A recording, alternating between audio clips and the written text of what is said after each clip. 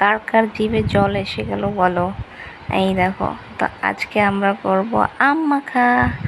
তো আম মাখাটা মানে অনেক খেয়েছি, বাট ভিডিও একদিনই করেছি, তো সেটাই তোমাদের সাথে শেয়ার করব।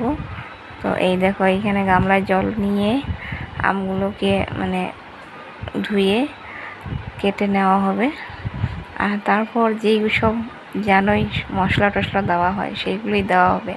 তো এইখানে প্রথমে আমটা ধুয়ে মানে কেটে নিচ্ছে আগে, তারপর ধুয়ে নেবে। তো এই তো কে কে আম মাখা খেতে ভালোবাসে চলে আসো।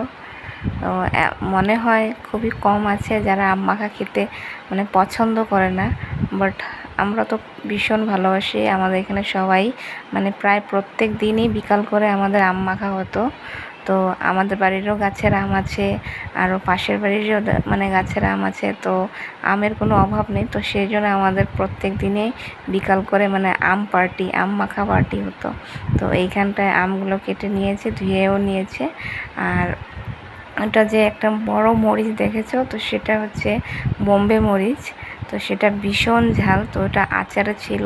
তা আমি বলেছি ও আচারের মরিচটা দিলে একটু বেশি একটা স্মেল আসে, সুন্দর লাগে খেতে, তো সেই জন্য ওইটা দিতে। আর তারপর তো আছেই নুন, হলুদ, চিনি, তেল, আরও তোমার লেবু পাতা, এইসব তো আছেই। তো তারপর এই দেখো ফাইনাল লুকটা আম মাখার। তো জিভে জল চলে আসছে আমার, বলতে বলতেই জল আসছে।